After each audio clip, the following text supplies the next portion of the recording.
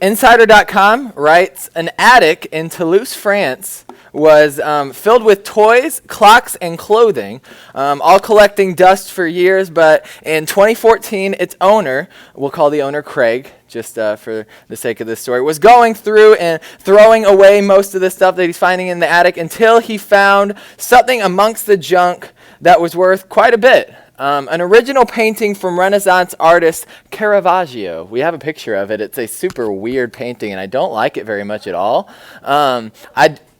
There's a lot of concerning things about it, but I really don't like what's going on with the neck there. Like, that's just kind of disgusting.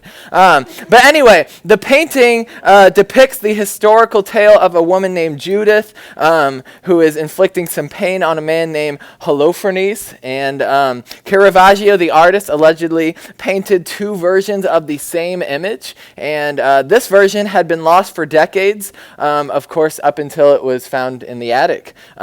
Crazy part, though, the painting is estimated to be worth between $114 and $171 million, which is a nice little surprise for Craig, I bet. I mean, you just was going through your attic and found at least $114 million. And 2020 was tough, but maybe a little bit less tough for Craig. But the thing is, he didn't realize the true value and worth of what he had until it was almost too late. Like, he was going through and throwing away most of that, and then he came upon that and was like, maybe I shouldn't throw this one away. And this actually kind of, not something to this extent, but something similar to that kind of happened to my brother.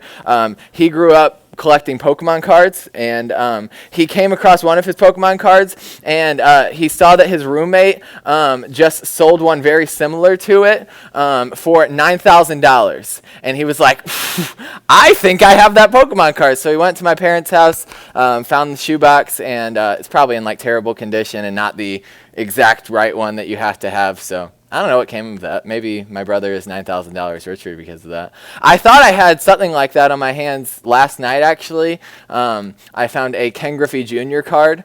He's just like one of the best baseball players of all time. But it was a rookie card, but it turns out it was like one of the most common rookie cards, and it was on sale for like $10.99. So, I mean, it's still like $10 still, but not like $1 million or anything like that. But today we're going to see in the Bible that knowing God and being close to Him matters so much, but I want us to question, what if knowing God and His value and His worth and His glory, as much as it's been revealed to us, was less of like a nice option and like an available thing in the Bible and more of an expectation? And that's kind of what I want to think about. We're continuing WOW about just crazy stories in the Bible. Can everybody say that with me on 1, 2, 3? 1, 2, 3. Wow, yeah. We're continuing the story that we're just looking at crazy stories that I am honestly sometimes surprised are in the Bible, or surprised that it gives that detail in the Bible. And the stories that we're looking at tonight is actually kind of an example of me just kind of wanting to highlight a lesser known story. Like, is parting the Red Sea cooler? Like, yeah, I mean, probably more so than the specific story that we're looking at tonight, but everybody already knows about that. So tonight we're going to look at a story about a guy named Uzzah. Uzzah. Can you guys say that with me? Uzzah? Uzzah. Uzzah. Okay, yeah. Uzzah. That said, I want to look at our text for today. I have it written down on this paper. It is 2 Samuel chapter 6 verses 5 through 7.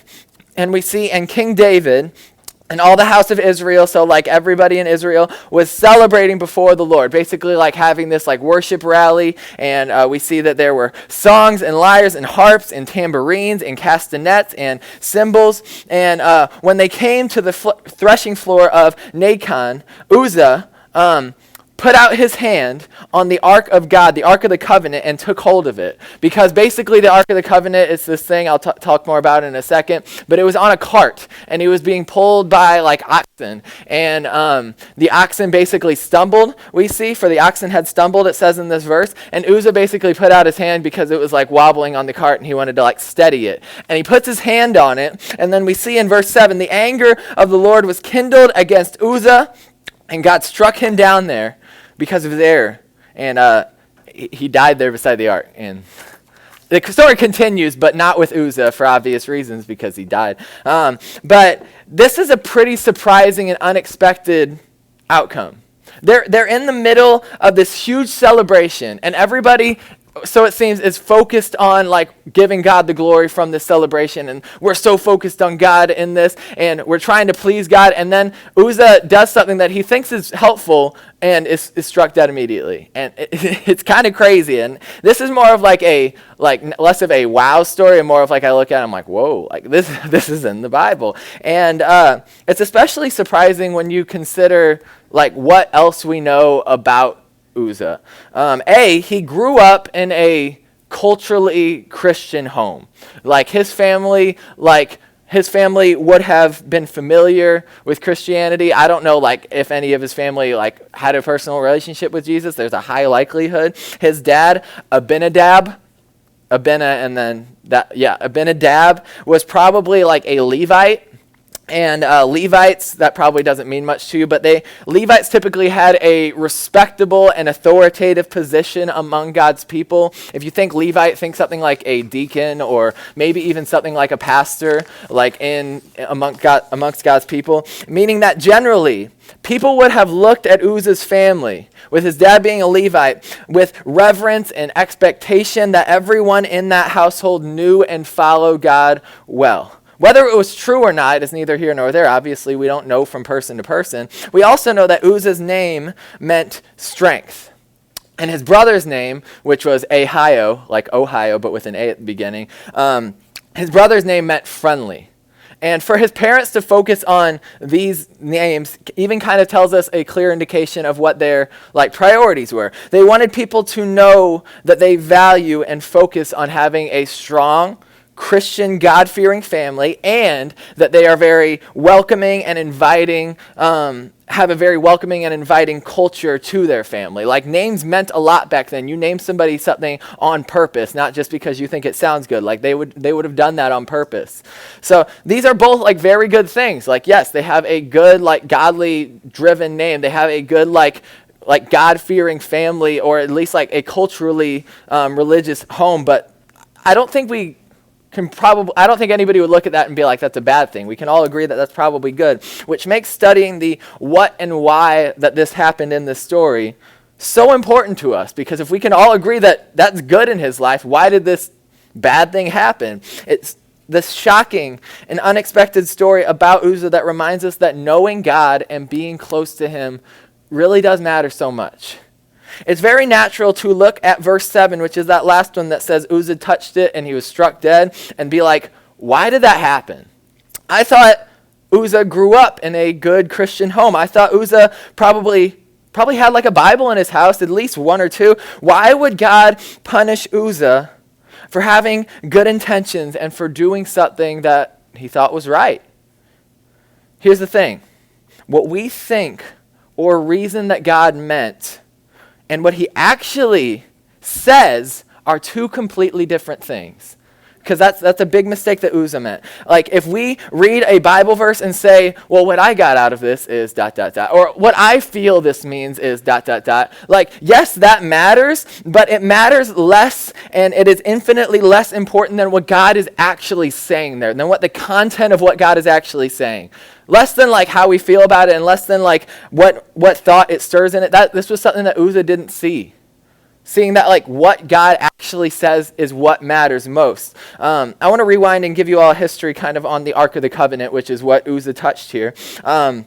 The ark was a physical reminder to God's people of how glorious and gracious God is. So like this undeserved gift that we get from God. He is so good. He's so much better than we deserve. And then on the other hand, it's also a reminder of how serious he is about people understanding and that being close to who he actually is. So like, yes, I need you to take me seriously, but I'm also so much better than you deserve. And I have a picture of kind of like what we can gather the ark probably looked kind of like. This probably isn't perfect. No picture that we have is probably perfect. But it's like 51 inches long. So like if this is a foot, I don't know, like 50, I don't know what 51 inches long. And then it was 31 inches tall and 31 inches wide, if you can imagine that in your head. So it was like a perfect square as far as that's concerned. And then it was like kind of like a trunk like that depicts a little bit. And its appearance, it basically everything about us looking at the appearance of it from the outside,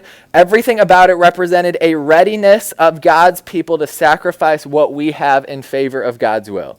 And it's made of gold. It was made of pure gold. And that's basically representing this is the best thing that we can give. This is the best thing that we can make it out of. It's gold. Like if we can make anything out of anything, we're going to make it out of gold because that's the best thing that we can make it out of. And it also has poles for carrying. You're only supposed to carry it by the poles because it's too holy to touch. God wants us to see like, hey, this is so holy. I'm going to look out for you by attaching poles to this so that you only touch that and never actually touch the ark because you're not supposed to do that. And even like the cherubims, the angel-looking guys sitting in the middle are bowing to the mercy seat or wherever God would be there. And it's basically ready to give attention to God and basically saying, I am ready to listen to your voice, and that is what I'm focused on. And that whole thing is readiness to sacrifice what we have in favor of God's will. And then even the contents. This basically was like a box. It had stuff inside of it. It didn't have a whole lot inside of it. One thing that it had was tablets of the Ten Commandments, like the original Ten Commandments. And the Ten Commandments exist. I don't know if we always understand this. We always look at the Ten Commandments and it's like God gave these laws to us so that we have to follow them. That's not why God gave us the Ten Commandments. God gave us the Ten Commandments so that we could look at them and see how incapable we are of following him and how much we need him. That's why he gave it to us. So this is showing, it represented that God provides everything his people need to live out his will. This is God saying, hey, I'm giving this to you so you can see how much you need me. So he put the Ten Commandments in there. He also put some manna in there. Manna was basically like bread that God provided to his people for them to sustain life in the middle of the desert. And this is God saying, hey, I am giving you physical needs being met. I am giving you literally food because you need that in order to survive. This may not be what you prefer. This may not be what you would pick more than anything else, but I am meeting your physical needs. And the last thing it had in there was a rod. It had like Aaron's rod in there, which was Moses' brother, and this is basically representing leadership, an understandable model of examples of godly living and leadership. Like Aaron did a lot of things wrong, and we can read about that in a lot of the Bible, but God's like, hey, I am giving you a person who can show you how to follow me and do that well so that you can understand it. And the appearance and the contents of the ark were physical reminders of God's graciousness and goodness. And on the other hand, the treatment of the ark is to be a reminder that God's grace and mercy are not to be taken lightly or for granted. God even made everything inside of it the way we look at it. Every time you look at this ark or even you think about it, you are reminded of how undeservingly good God is to us.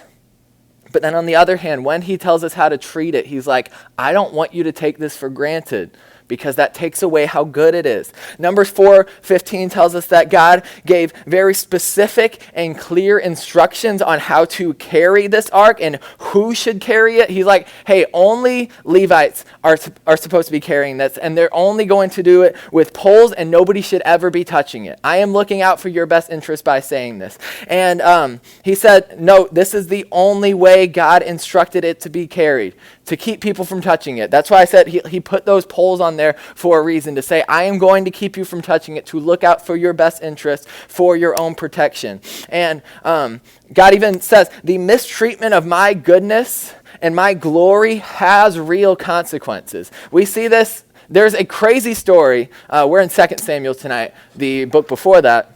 1 Samuel, in chapter 5 of that book. There's a crazy story with the Ark of the Covenant, and we won't read all the way through it. But basically, there's these people called the Philistines, and they're always at war with the Israelites, and they're going at war back and forth, and that's like, in these books, like literally have war like nonstop. And at one time, they're at war, and the Philistines like win this huge battle against the Israelites. And in that battle, they defeat Israel so bad that they take the Ark of the Covenant away from the Israelites, and they keep it in their like own city, in their own country, away from the Israelites. And they're pretty proud of themselves at this point. They're like, yo, I know that this is so valuable to the Israelites, and we got it. Like, we have this. And the Philistines like worship false gods and stuff, and one of their main gods was named Dagon. And I always think of his name, like whenever Michaela watches like a lot of like crime shows and stuff like that, and like a lot of people, like bad stuff happens to them, and people will be like, "Where's Nathan?" And she'll be like, "He gone." Like that's her response to stuff. So if it's like multiple people, they'll be like, "Where'd they go?" And she'd be like, "They gone." That's kind of how I remember his name. It's just with a D at the beginning, Dagon. And Dagon was basically depicted. He was like a statue that was fish. He had like a fish head and a body torso. So that's the god they followed. I don't know why. But they put it in front of Dagon because they were like, "Yo, Dagon, this is our god. He gave us the victory. And as a token of our gratitude to Dagon, we're going to put the Ark of the Covenant in front of this big statue of Dagon," right? Like that, they're like, "Hey, we want to show our appreciation to you, and we got this because of you. So we're going to put this Ark of the Covenant in front of you." And there's like a temple for Dagon and whatnot. And they were pumped about it, and then they left it there, left the temple, everybody went to bed, and then we see God did not take well to the mistreatment of his glory. We see they went to bed, they returned to the temple the next day, and this giant statue, nobody could have moved it, was bowing to the Ark of the Covenant in 1 Samuel chapter 5. And they were like, "Oh, that was weird." And then I'm sure like other people like got it back up, took a few people, and then they put Dagon back upright. And then the next day, Ark of the Covenant still in front of Dagon. They show up the next day after they go to bed, return to the temple, and Dagon is not only bowing, but his head is removed and his hands are removed. It's a statue. So his head is removed and his hands are removed, as if God is saying, like, your God did not think your way through this battle. Your God did not do anything. He did not use his hands to put into action because he's not real. And God is like, I am not going to let you treat my glory this way. And they still didn't get it. The Philistines still didn't really understand, like, how glorious God was. And they still were mistreating the ark. They still had it, and they weren't supposed to. And everybody in the city started breaking out in tumors. And it just like started happening left and right because they mistreated God's glory. And it's actually kind of funny in 1 Samuel chapter 5, verse 7, they literally were like terrified of the fact that they had this. They like wanted it so badly, and then terrible things started happening because of it. And they were like, we want to get rid of this so badly. And if like it started out in St. Louis, everybody in St. Louis started breaking out in tumors. And everybody in St. Louis was like, I don't want to like get rid of this because our Cane's going to be super mad. So let's give it to Arnold. And they give it to Arnold, and Arnold was like, I don't know why they're giving it to us, but it's pretty sweet. And they take it, and then everybody in Arnold is like, figures out really quickly why St. Louis gave it to them. And they start breaking out in tumors. They're like, okay, we don't want this. And then they bring it to Festus, and they keep pushing it from city to city until everybody starts breaking out in tumors. They're like, everybody in Missouri is like, we need to get rid of this ark. And they eventually, literally, like what they fought so hard to steal from the Israelites, put it on a cart, give it back to the Israelites and say, we want nothing to do with this. You guys take it. And that all happened because, one, the Philistines didn't truly know what they had on their hands, and two, their hearts were unable to accept and honor God's greatness properly because of it. They didn't know what they had. And because they didn't know what they had, they couldn't appreciate it. They couldn't be close to the reason that it was glorious. This much glory. This is not encapsulate all God is. It's just like a fraction of how glorious God is. This much glory, though, placed in one thing. And Uzzah treated it like a piece of furniture. It would have been like in his house. He lived among, like his dad took care of the Ark of the Covenant. It would have been in his house regularly. He would have been so used to it just because it was stored there. And he would have taken it so much for granted, thought nothing special about it because it's always there. Like, it's a box. It's a golden box. Yeah, there's like some bread in there. There's a stick in there. There's a couple pieces of rock. But like, it's a box. Like, this is how he would have treated it. And it's after reading all this that we can kind of start to see Uzzah's like huge mistake. Uzzah was like just like the Philistines, except the Philistines kind of had an excuse. They didn't know, God didn't tell them this is what he didn't tell the Philistines what they were supposed to treat it like or what was in it. But Uzzah had less of an excuse. He had a Bible. He may have grown up in a Christian family or a Christian home, and people may have thought much of him, but one, he knew nothing of God himself. And because of that, too, it was impossible for him to be close to God because of that. And the big thing that we can learn from Uzzah, I already said it, knowing God and being close to him personally matters so much. It really doesn't matter if like everybody around you, if your parents follow Jesus, if your siblings all follow Jesus, everybody, like if you personally don't. This is what we see in the story of Uzzah. Uzzah didn't know God. He had access to God. He could pray to God. But he took him for granted. He took how great the gift of God being available to us is. And because he didn't know God, Uzzah was not close to God. And some of you, like Michaela, who just did the Where's Bernie game, she's my wife. How am I going to say that I love Michaela more than anybody else in the world if I don't know anything about her? That's pretty lame, right? And if I don't know, it's not obviously like you don't just love somebody because you know stuff about them, but it's kind of a big first step, right? Like, what's your name? Like, if you don't know somebody's name, how are you going to say that you love them? And if I don't know anything about her, like her birthday or her favorite foods or what makes her happy or even like what matters most to her, how are you going to say that you love somebody unless you know that stuff about them? Knowing God matters so much. And then taking that knowledge and developing an everyday growing relationship with God from that knowledge matters even so much more. Like, yes, like knowing God matters, like what we learn in church matters, and even taking that a step further matters even infinitely more than that. We read this story, and honestly, like I read this story, and I'm like, how can God be so rigid and destructive? We never ask, though, why didn't Uzzah just let it drop? Or even, why was the ark on a cart in the first place? Isn't it supposed to be carried? And isn't it supposed to be only carried by Levites who appreciate how glorious it is and know these specific instructions on what to do with it?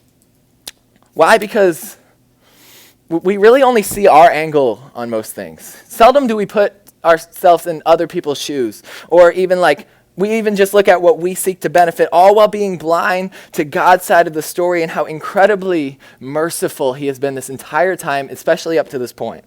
We get right to talking about what we don't like about what God is doing, and by saying stuff like, how could God do this? Instead of taking a single moment to realize how gracious he has been all along. Michaela and I are going to get the wonderful opportunity to return to Senegal, West Africa, one of our missions partners here, in like a few months at the very beginning of April, Lord willing. Super excited about that. This will be my third time going, and we go there to tell people about Jesus who have no access to Jesus. And first time I went, though, I was 16 years old. Is anybody 15 here? So, like, 14? Raise hands. Anybody? Okay. So I was, like, at most probably, like, 3 or 4 years older than, like, most of you here when I first went to Africa.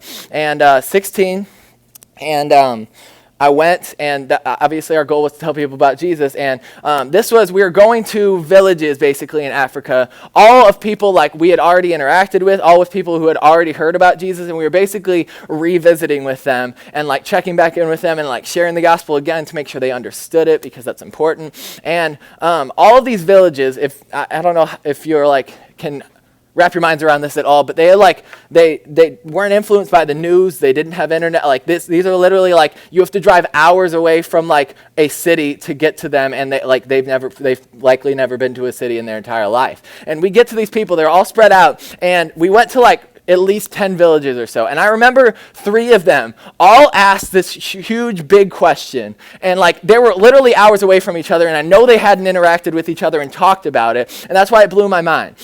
Because I say we were sharing the gospel with them. And the first step to always sharing the gospel is to say, we need something from God, right?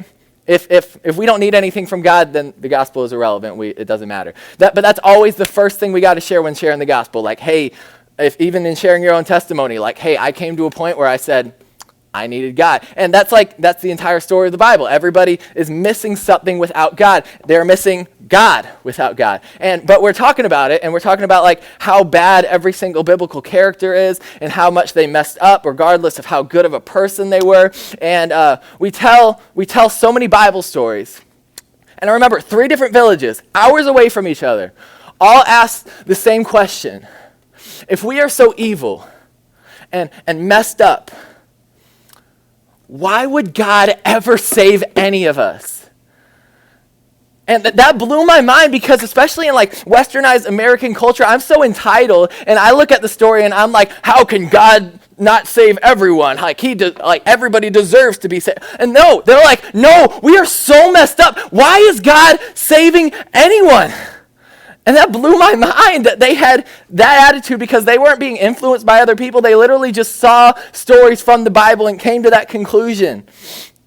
If we're so bad, why would God choose to save us, especially when he has to endure and sacrifice so much to make it happen? Think, he gave up his only son for Jesus to willfully lay down his life and take a punishment that Jesus didn't at all deserve, all to make salvation available for 100% of people, knowing full well that whole time that 99% of those same people would reject him anyway. Realize this, God's top priority is his glory, always. He gets glory from people getting what they deserve, from justice being carried out. And that means, if we're sent to heaven, that means that Jesus is taking our punishment. He is bearing the weight of our sin completely on himself. Justice is achieved because of that, and God is glorified. But it also means, if we're sent to hell, we take our punishment. We take that entire weight for eternity, and justice is achieved, and God is glorified. Both ways. So the question has to be asked, if God's top priority is his glory and he gets that either way, why would he go through and sacrifice so much just to give wicked, hateful people a chance to be with him, knowing that the majority of them would reject him? What possible logical reason could he have? The only viable answer is, and there's a reason John 3:16 is the most popular verse in the entire Bible, because God loves us. This is why people like me who knows that I'm not good enough to deserve God's love, to deserve grace, which is an undeserved gift. This is why Romans 5:8 is music to my ears. Romans 5:8 says, but God shows his love for us. Not after I made myself a better person, not after I cleaned up my own life. He saved us while we were still sinners. Christ died for us, knowing full well that the majority of people he's dying for are going to say no thanks. So I want us to think about this. If you're anything like me, you may feel like you look at a God this good and be like, I am not good enough to be accepted by God. If God knew what I did last night, what I thought this morning, what I said to my parents, what I thought about Shane while he's talking about this, literally right now, if God only knew, there's no way he would possibly save me. You may feel like you're one screw up away from God tearing open the clouds, reaching down and striking you dead right here and now because of the mistakes that you made yesterday or are literally making right now. Hear me. If you feel this way, that's a perfect place to be. Because this posture of admitting that we're not good enough is exactly where you need to be before our good God. Because if we look back at the story that we're studying, this is the opposite of Uzzah's heart. And it's clear. Standing before a perfect, holy, and good God and admitting we are broken without him, that's the first step to being put back together, to being made more whole than we ever were before. The only way for us to truly know God and keep close to him is if we realize how much we truly need him, how hopeless and lost we are without him.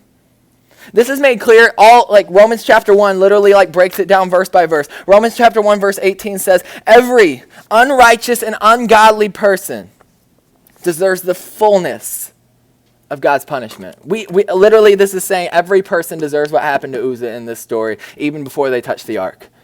And then we get to verse 19 and 20. God is literally highlighting we don't have an excuse not to know God or to be close with him. Because what we need to know and understand about God is made readily available to us. You can think about, what about a guy stranded on a desert island who never had access? we're not talking about them right now. We are talking about you. Because what we need to know and understand about God is literally made clear to us, literally in black and white, in a Bible. We have words to look at the living word of God, and even in color. God tells us in these verses that it is made clear through his creation of the world. We can look outside and see how beautiful everything is, and God is literally saying, I have placed it in everybody's heart so that they literally know that there is a God when they look around at how beautiful I've made everything. And then we get to verses 21 and 22.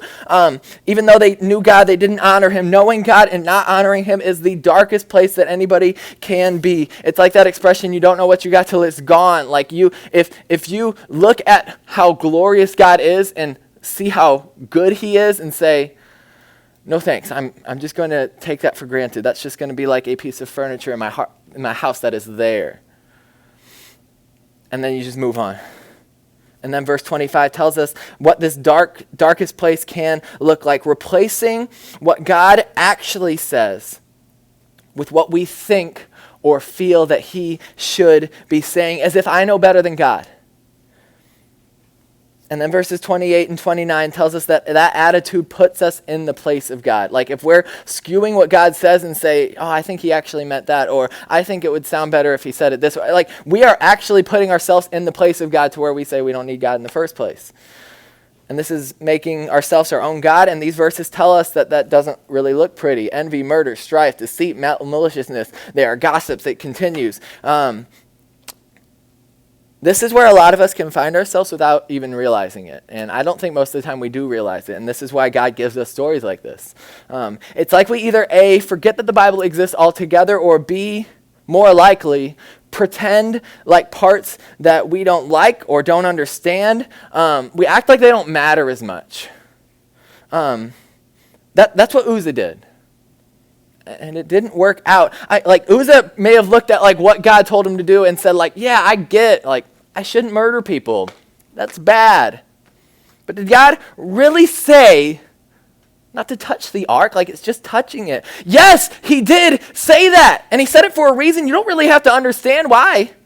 I mean, come on, Uzzah, that's literally Satan's oldest trick in the book. If you flip to the very beginning of the Bible, Genesis chapter 3, and Satan whispered in Eve's ear and was like, it's a piece of fruit. Like, what's the worst thing that could happen? Did Eve have to understand why she's not supposed to take that fruit? No, but God told her not to because he was looking out for her best interest. Like him, we can get to a point where we think we know God, yet it's not based off anything that God said at all. Just what we think about him. We never actually think to check in with God about what we think God says. Because I'm actually kind of reminded of like, have you guys ever heard of the show Parks and Recreation? Anybody? That's like one of my favorite shows of all time. I watched it. I might like it more than The Office, and that's a very hot take. But I love Parks and Rec, and if you're not familiar with it, or even if you are, two of the main characters in that show are named Leslie and Ron, and like personality-wise, they're like as opposite of the end of the spectrum as you can be. Like Leslie's like super like bubbly personality. She like loves people. She like loves big events, like loves stuff and like big celebrations and stuff like that. And then we have Ron, and he's like, he has first off one of the best mustaches of all time. But we have Ron, and he doesn't like being around people. He like hates being around other people, loves being by himself. If somebody finds out that he cares about them, he shuts that down real quick because he doesn't want them to know that and stuff like that. And there's this one episode where Leslie is always like basically celebrating people's birthday like over the top and gets them what they want like times 10 because she's the greatest friend in the world. And she always like surprises people on their birthday with like this great extravagant gift. And Ron, being who he is like, I don't want a birthday like I don't even want you to know when my birthday is. Like that's how he is. And this whole day, like Leslie's like hinting at like, I got something great for your birthday. And he's like, don't give me a surprise party. I hate people. I don't like being around them. And we get to the end of the episode, and Ron is like expecting to like walk into a room and everybody else surprised and there be balloons and it be like everything that he doesn't like in life. But actually at the very end of the episode, Leslie is like, surprise, happy birthday, and he walks into a room and a John Wayne movie is playing with his favorite drink, and he gets to eat a steak dinner all by himself for the rest of the night, and that's how the episode ends. And Ron gets exactly what he wants. And I love that. It's kind of a clear picture of what we're supposed to learn here. This happens and is played out because Leslie knows Ron. She knows, like, hey, the majority of people, 85% of people, may love a surprise party, may love balloons and, like, loud noises and stuff like that. But Ron, he doesn't, and I know that because I know Ron. She knows what he likes and what he would want. What we get out of something God says is infinitely less important than what he actually says. We need to know him. What we think God would want us to do doesn't matter. What God says he wants for our lives is the only thing that matters. And I want you to consider that this story is not about God rubbing his hands together, waiting for you to mess up and punish you. It's actually a huge warning of the opposite. God is so gracious for putting this story in the Bible. This is an Amber Alert with your volume turned all the way up in the middle of the night that, like, you can't help but, like, your heart starts beating way fast and you're like, oh, just a Taurus was stolen in Illinois. But, like, this is an Amber Alert in the middle of the night from Jesus himself in all caps saying, I want to save you. Now listen to me on how that's going to happen. That was Uzzah's biggest problem. He really believed that he knew God and was as close as he needed to be, but he came to that conclusion all without ever actually checking in with God about that at all. The Bible reminds us of the reason for the gospel and the reason that we are given the Bible in the first place. John 3:17, verse after the most popular verse in the Bible, tells us that Jesus came not to condemn, because we do a pretty good job of doing that ourselves without Jesus. He came to save. And then Luke 19:10 says that he came to seek and save those who are lost. Like, hey, I don't even know if you're looking for me, but I'm looking for you. I am seeking you out and to save those who are apart from me. And then 1 John 1:9 tells us the very first step of the gospel. If we confess our sins, he is faithful and just to forgive us our sins and to cleanse us from all unrighteousness. And the reason that it says that he is faithful and just when we confess our sins, because that weight of our sin is now put on Jesus. Justice is still taking place and God is still getting glorified. Jesus will save every single person who comes to him and humbly cries out to him how much they need him. But you know what, I don't know if you ever hear a Bible story about Pharisees. You always know that Pharisees, Jesus, Pharisees, they do not get along. And the reason that they didn't get along is because the Pharisees looked at Jesus and said, I have no need of you. My life and what I want is going really great without you. Jesus butted heads with them because he knew how badly they needed him despite their own stubbornness. And then we look at the story of Uzzah and we can see why he paid consequences that he did. He did the same thing. God's will, an opportunity for salvation was made clear to him. But he said he could figure it out on his own. He ignored God. Do we do that? Do we say God, I see how good you are, but I am a good person without you. I really don't need you. So how do we apply this to now? We need to look not at what Uzzah did right or wrong, not at even who he was, not at what caused this tragedy to take place. Like with any Bible story, we need to understand why.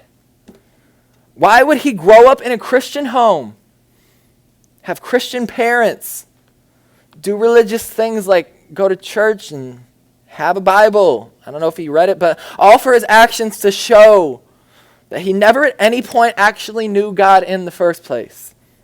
Uzzah never once thought that he needed God. And you can see it in that split-second decision. Because if he looked at that, he would be like, no, what God wants is better than what I want, and he told me to do I may not understand it, but I am just not going to touch this ark.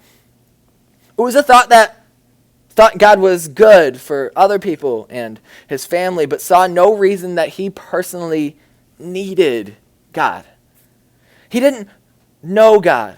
He didn't realize his glory and worth and his value, we can and will make the same mistake if we are doing nothing in our lives to know God and grow closer to him. And that's why I harp on you guys to say, we have people who love you available that can show you how to do that.